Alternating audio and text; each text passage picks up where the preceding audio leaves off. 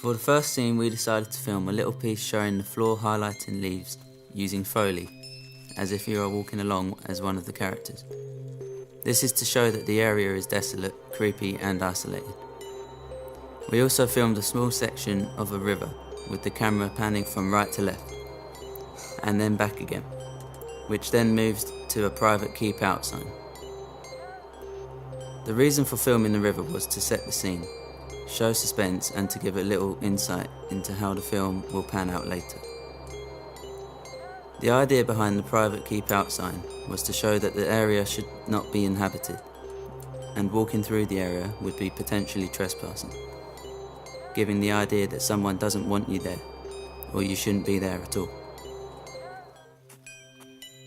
The sound for the intro is a simple melody with a droning synth sound, which builds up.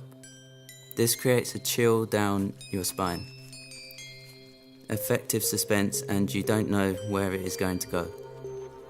It also introduces the fact that it is a horror right from the outset, without giving anything away. We used Foley to make you feel as if you are walking along as one of the characters, with leaves crunching and gravel moving on the path below you. That's it.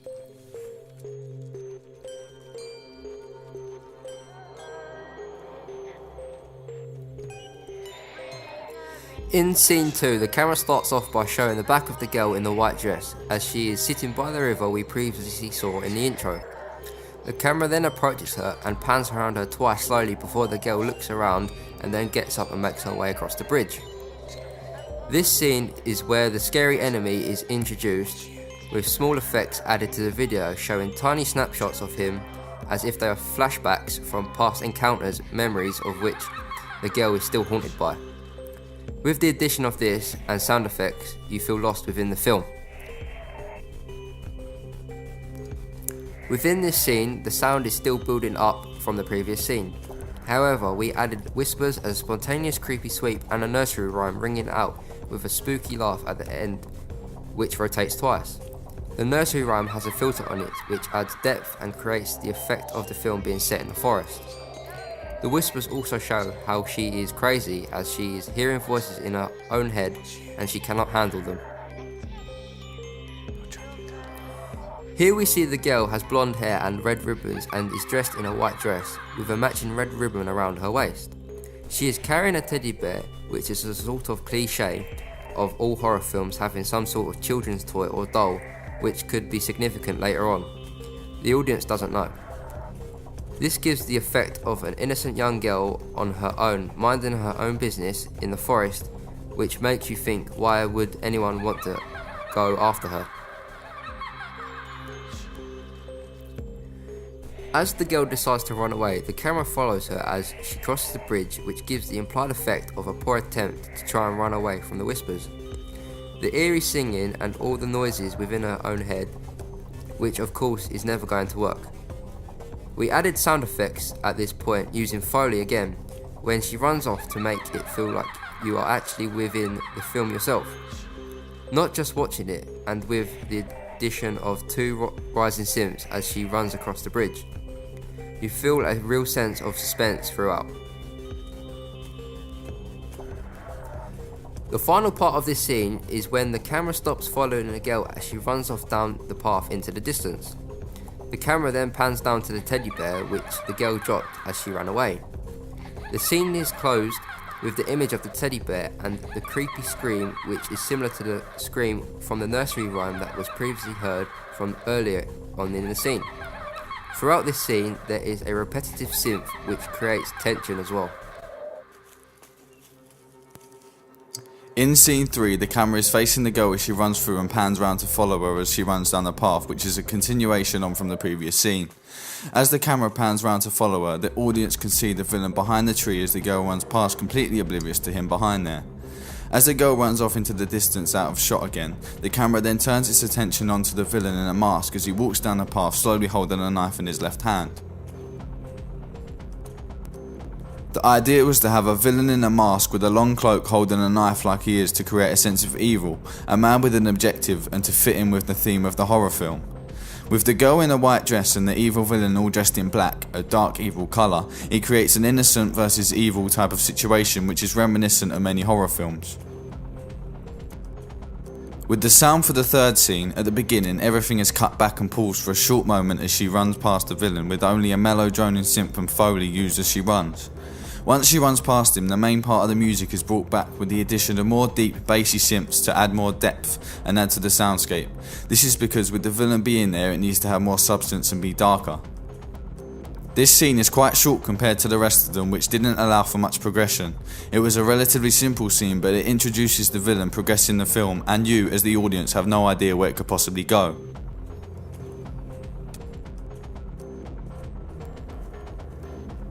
For scene 4, it starts with the girl reaching a turning point, but looking very confused as to which way to go, and then on to the other side of the bridge. She then runs across the bridge as the thunder, lightning and rain kick in with the appropriate sound effects to match it. The girl notices the villain for the first time in this scene as she reaches the other side of the bridge, screams loudly, and then runs in the opposite direction, running through trees and jumping over logs, hoping to get away. For the sound for this scene, we used Foley again, as she was running across the bridge and running through trees to create the sound effects, as if you were actually there. For the scream, we overdubbed the recorded scream, which we lined up with the visual properly so it is in sync. We also created the sound effect of rain and thunder over the top of the scream, and the rest of the music. In this scene, the music changes into a fast repeating synth sequence with a swirling sound. As a result of the rain, sound effects and the drum beat changes into a offbeat kick and snare mixed in. This is a slower scene than the rest towards the end, as the girl stops running and slowly walks around, watching as she is quite paranoid after just seeing the villain. As a result of this, we change the tempo of the music at this point to match it, which creates a juxtaposition within the film. The camera work on this scene was used with effect as the girl's distance from the camera changes throughout.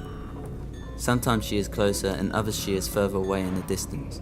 This creates an effect because it changes the on-scene dynamic of the film, which works well with the music of the scene.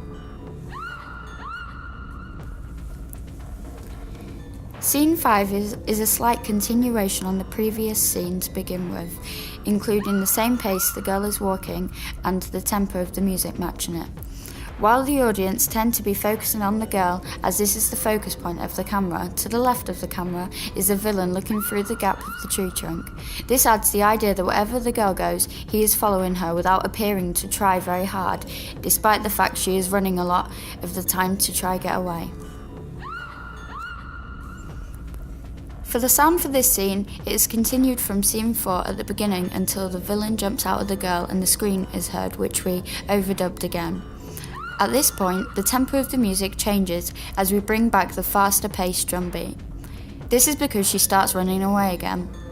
As the scene continues, she jumps over the logs laying on the floor. We used Foley and overdubbed small cry out as she falls. This sets up the next scene, while still keeping it oblivious to the audience.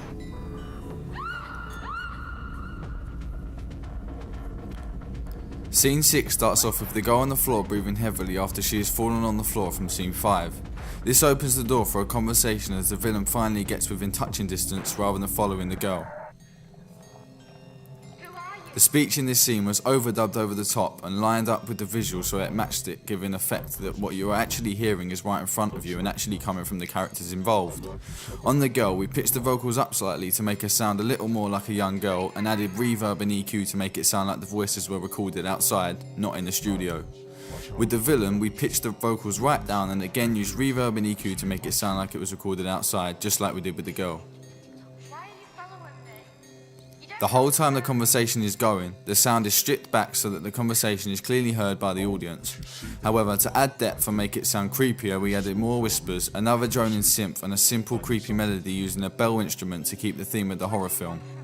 At the end of the conversation, a pulsating synth is added back in as the villain describes what he is going to do and what he wants to add tension just before the girl screams no and runs away. At the end of the scene, once the conversation is over and the girl starts to run away, more instruments are added back in as she is running, which once again changes the tempo of the music. The camera follows the girl off into the distance as she runs, as whispers are added back in and Foley is used to create the sound of her running away. Scene 7 starts off with a girl running from the main part of the forest into an open space and then coming to a stop. We used Foley as she stopped to make it sound realistic, as if it was actually happening in front of you, so we made sure it matched up. The girl can be heard breathing, which we overdubbed and was a good use of effect, as she had been running through the forest to try and escape the villain. At this point, the audience don't really know why she'd stopped and don't quite know how the rest of the scene is going to pan out. To progress this scene, the camera changes and suddenly the villain appears behind her, which adds to the idea that the villain is never too far away from the girl. With the addition of more overdubbed speech, it adds more context to the film, with the villain saying, "No one can hear you." It adds to the image of the girl of being isolated. In this scene, the girl and the villain are seen to be walking off hand in hand. The audience don't know why this is happening or where they are going to go, so it creates suspense. We added Foley over the top as they are walking to create more effect as heard throughout the film whenever someone is walking. This doubled as there are two people walking here rather than one. With the melody repeating and a low synth pulsating through, it adds suspense and tension with a touch of darkness, allowing the audience to feel the atmosphere which we tried to create with the visual as the girl walks off with the villain and the audience don't know where they are going to go or where the scene will pan out. Scene 9 starts with the camera filming the floor as a continuation from Scene 8. We used Foley again here, which gives this impression that the camera is viewing this as a villain in first person and the audience has no idea where the girl has gone. The next part in this scene is when the camera pans up from the ground, revealing the girl lying there dead on the floor, showing her blood from her neck. The lights illuminating her as if she'd just been found when it's too late.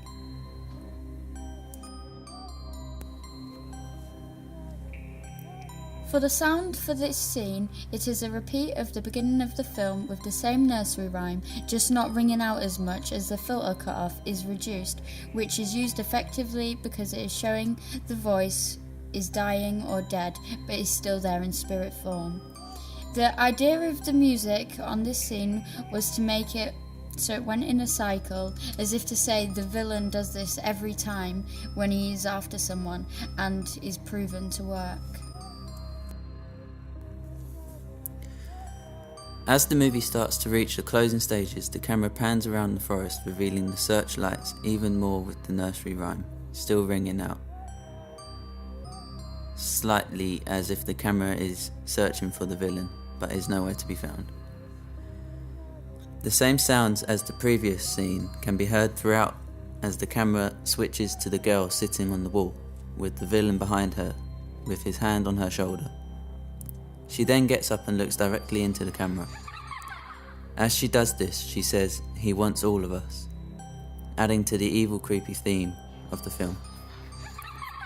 The idea behind this was to portray the villain to be speaking through the spirit of the girl as she is under his control, which is why he appears to say nothing at all, as he doesn't have to.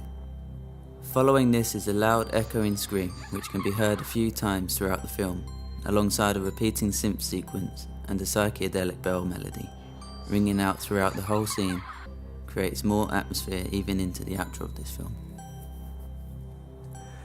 The film ends with the screen appearing to be interfered with as an effect on the video, and then it switches to an image of the gravestone showing the name of the girl, where and when she was born and died, adding more context.